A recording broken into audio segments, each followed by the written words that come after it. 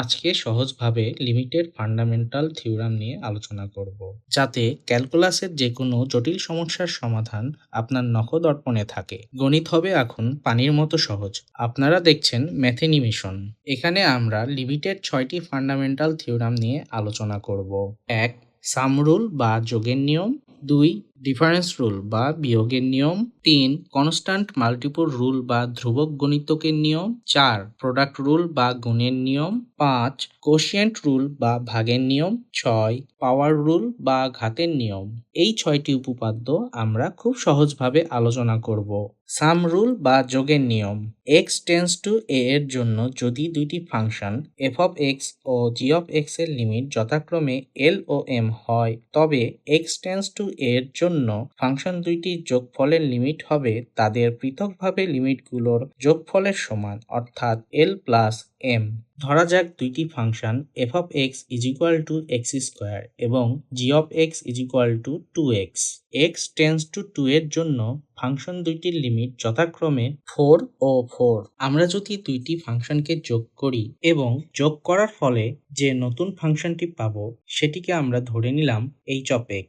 অতএব h of x is equal to f of x plus g of x। অতএব h of x is equal to x square plus 2x। x tends to 2 এর জন্য h of x এর limit হবে 8, যা পৃথকভাবে f of x ও g of x এর লিমিটের যোগফলের সমান। ডিফারেন্স রুল বা বিয়োগের নিয়ম। x টেন্স টু a এর জন্য যদি দুইটি ফাংশন f অফ x ও g অফ x এর লিমিট যথাক্রমে l ও m হয়, তবে x টেন্স টু a এর জন্য ফাংশন দুইটির বিয়োগফলের লিমিট হবে তাদের পৃথকভাবে লিমিটগুলোর বিয়োগফলের সমান, অর্থাৎ l মাইনাস m। ধরা যাক দুইটি function f of x is equal to x square এবং g of x is equal to x। x tends to 2 এর জন্য ফাংশন দুইটির লিমিট যথাক্রমে 4 ও 2। আমরা যদি f অফ x থেকে g অফ x বিয়োগ করি এবং ধরে নিলাম বিয়োগফলটি হবে h of x is equal to f of x minus g of x। অতএব h of x is equal to x square minus x। x tends to 2 এর জন্য h অফ x এর লিমিট 2, যা পৃথকভাবে f অফ x ও g of x এর লিমিটের বিয়োগফলের সমান। কনস্ট্যান্ট মাল্টিপল রুল বা ধ্রুবক গুণিতকের নিয়ম। কোনো ফাংশন f অফ x এর সাথে একটি ধ্রুবক k গুণ থাকলে সেই গুণফলটির লিমিট হবে ধ্রুবক k এবং ফাংশনটির লিমিট l এর গুণফলের সমান। সহজ কথায় লিমিট হিসাব করার সময় ধ্রুবক k কে লিমিটের বাইরে নিয়ে আসা যায়। ধরা যাক k is equal to 2 এবং f of x is equal to x square। x tends to 2 এর জন্য f of x এর লিমিট 4। আমরা যদি ধ্রুবক k এবং f of x গুণ করি তাহলে নতুন ফাংশন পাবো h of x is equal to k into f of x বা h of x is equal to 2x square। x tends to 2 এর জন্য h of x এর লিমিট 8, যা f of x লিমিটের k গুণ। Product rule বা গুণের নিয়ম। x টেন্স টু এর জন্য যদি দুইটি ফাংশন f of x ও g of x এর লিমিট যথাক্রমে l ও m হয়, তবে ফাংশন দুইটির গুণফলের লিমিট হবে তাদের পৃথকভাবে লিমিট দুইটির গুণফলের সমান বা l ইন্টু m। ধরা যাক f of x is equal to x square এবং g of x is equal to 2x। x tends to 2 এর জন্য f of x ও g of x এর লিমিট যথাক্রমে 4 ও 4। ধরা যাক f of x ও g of x গুণ করার ফলে নতুন ফাংশনটি h of x। অতএব h of x is equal to 2x cube।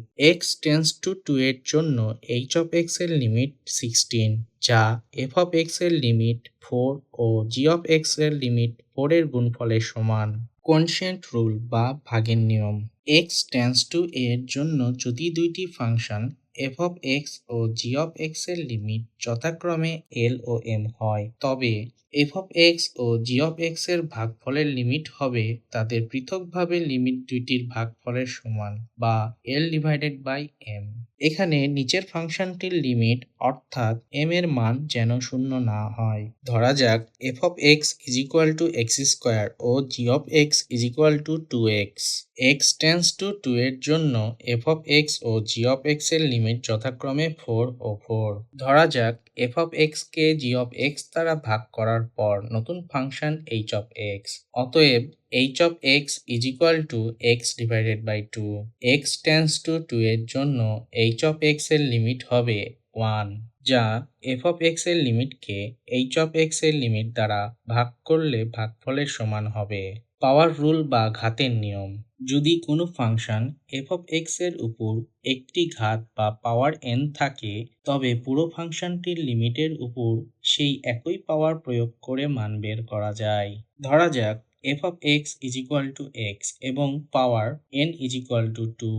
x tends to 3 এর জন্য f of x এর লিমিট 3। f of x এর উপর পাওয়ার n দেওয়ার পর নতুন ফাংশন পেলাম h of x।